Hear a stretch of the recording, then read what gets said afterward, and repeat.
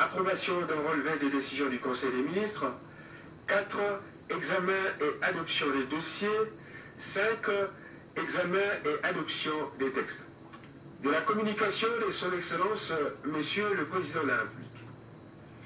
La communication de Son Excellence, Monsieur le Président de la République, s'est essentiellement focalisée sur son périple euro-américain, plus précisément en Belgique, au siège de l'Union européenne, sa participation à la 74e Assemblée générale des Nations unies et ses tournées à Atlanta et Washington aux États-Unis d'Amérique.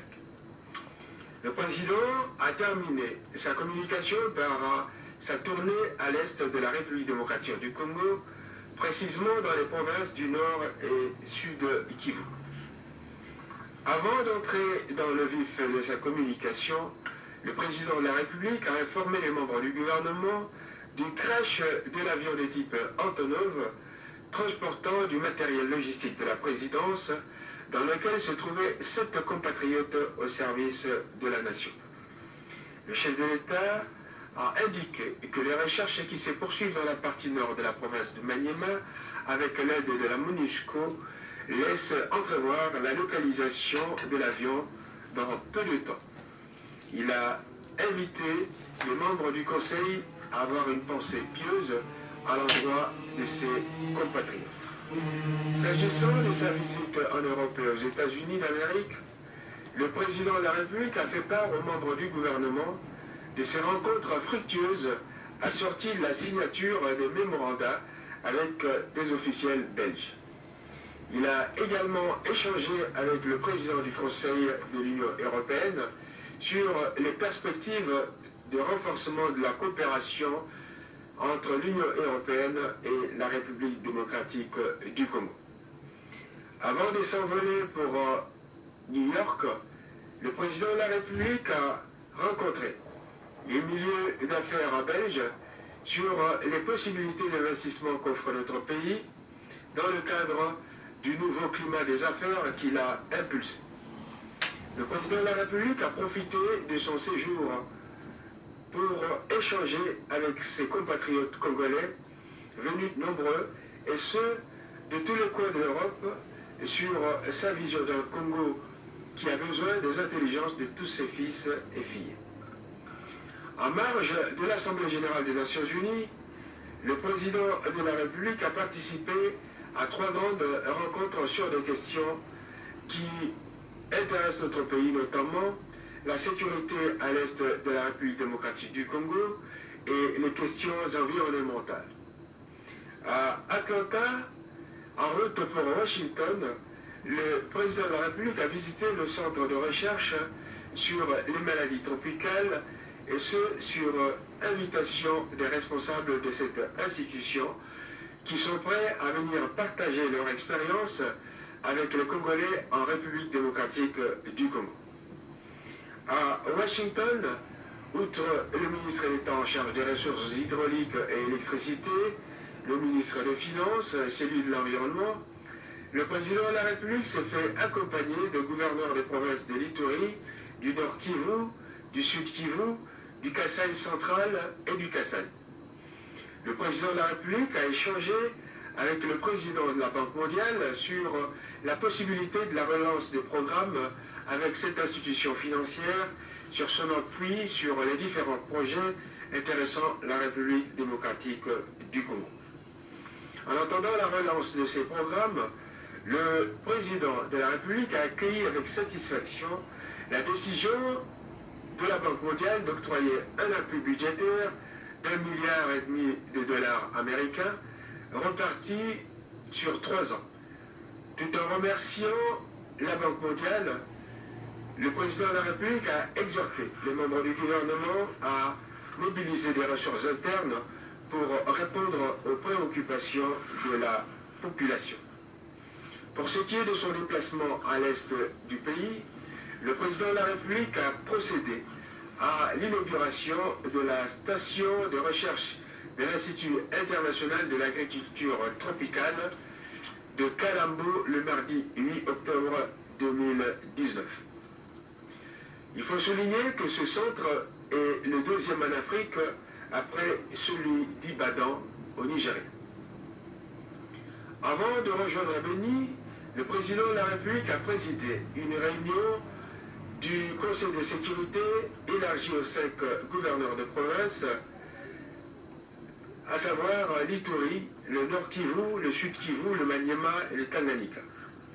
Cette réunion a offert au président de la République l'occasion de faire l'état des lieux sécuritaires dans ces entités territoriales. Il a beaucoup apprécié les propositions et solutions émises par les gouverneurs de province en vue d'éradiquer la sécurité dans cette partie du territoire national.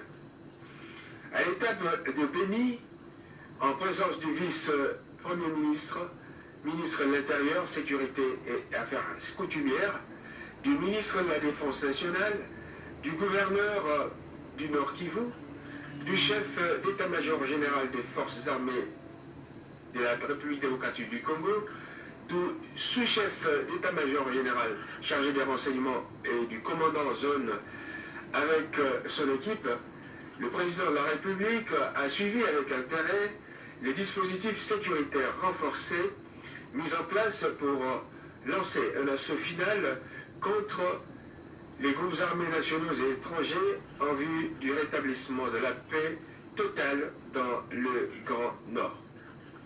Le président de la République a pris bonne note de l'exécution des mesures qu'il a prises lors de sa dernière tournée à Béni concernant le relèvement de tous les commandements de cette zone ainsi que du renforcement des troupes, lesquelles sont passées de 11 000 à 21 000 soldats bien équipés et moralement aguerris. Le président de la République prendra sa décision du déclenchement de l'offensive militaire dans les jours qui viennent. Avant d'aller compatir avec la population de Béni dans un meeting populaire, le président de la République a reçu le bureau du centre des ripostes d'Ebola. Les résultats constatés dans la lutte contre cette épidémie sont très réconfortants. En effet, en ce qui concerne le Nord Kivu, le bureau technique a souligné qu'aucun cas d'Ebola n'a été détecté. Cette épidémie reste contenue dans le territoire de Mambasa et Komanda, dans la province de l'Ituri. Des dispositions utiles ont été prises pour stopper la propagation de cette épidémie et son éradication dans les deux territoires précis.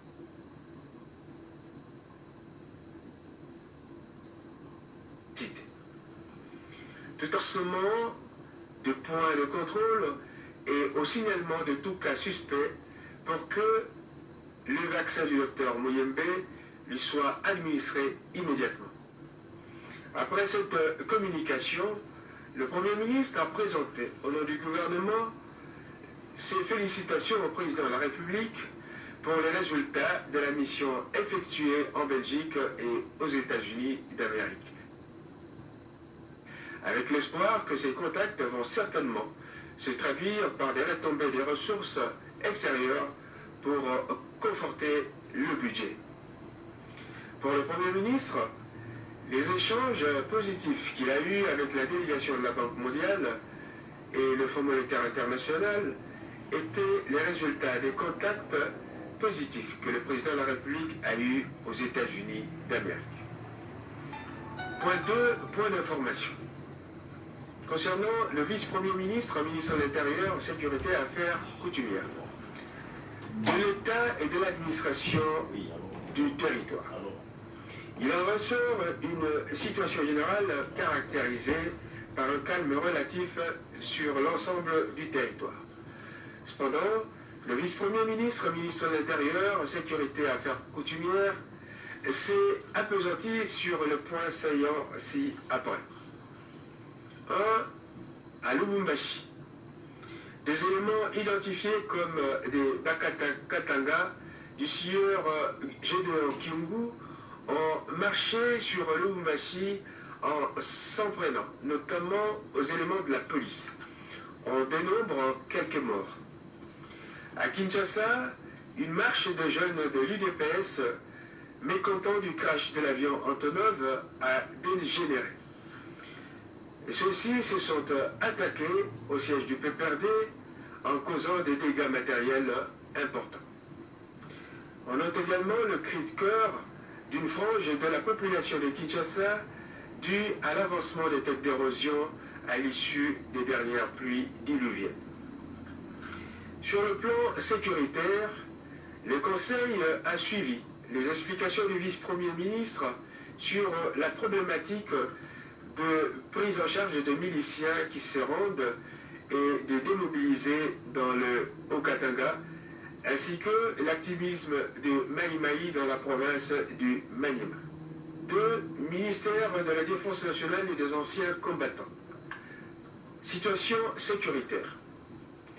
La situation générale demeure relativement calme sur l'ensemble du territoire, mais quelques cas d'insécurité sont signalés à l'est du pays.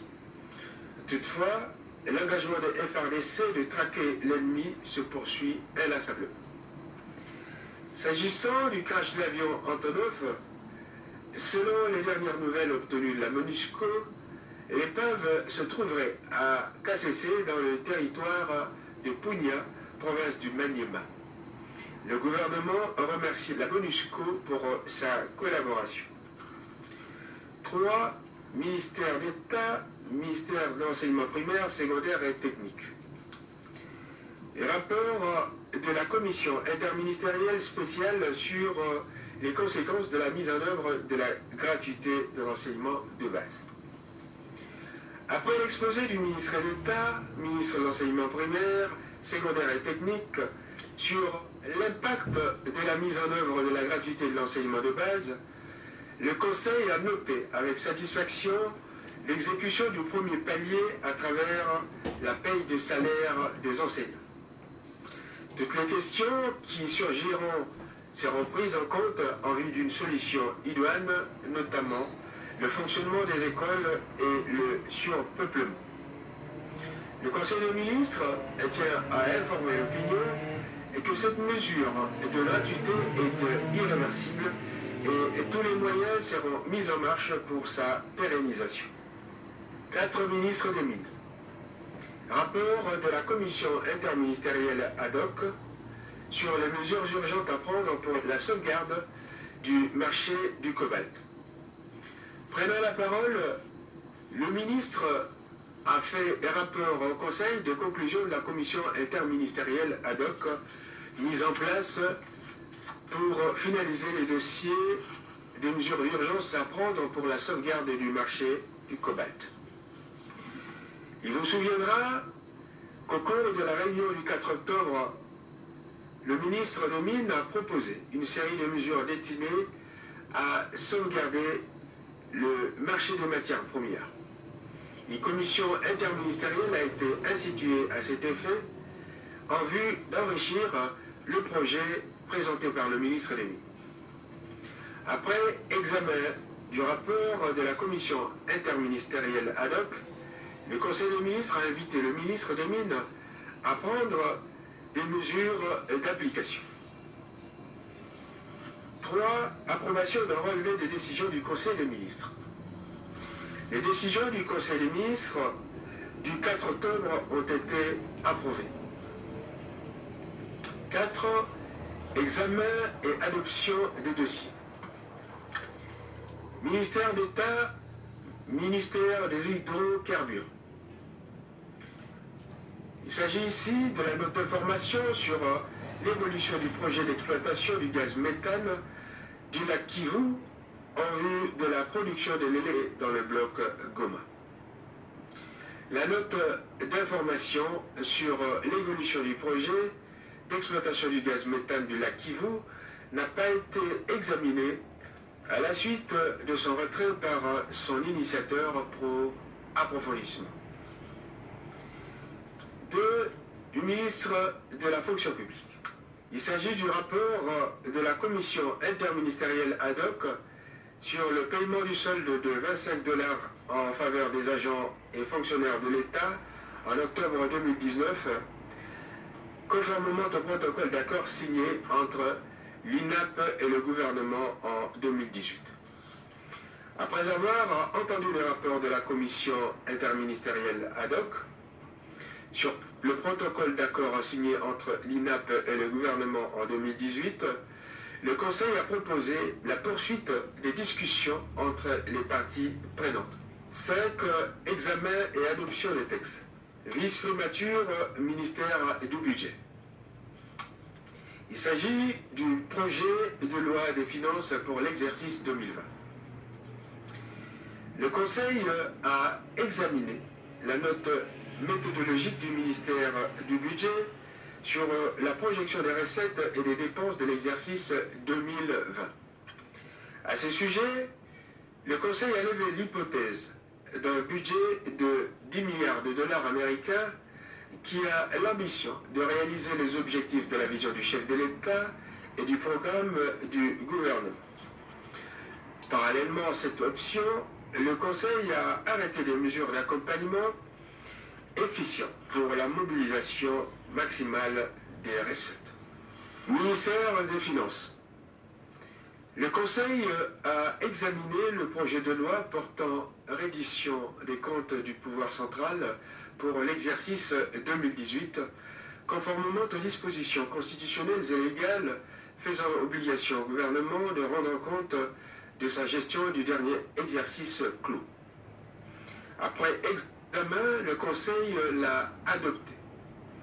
Commencé à 14h58, la réunion s'est terminée vers 18h44. Je vous remercie.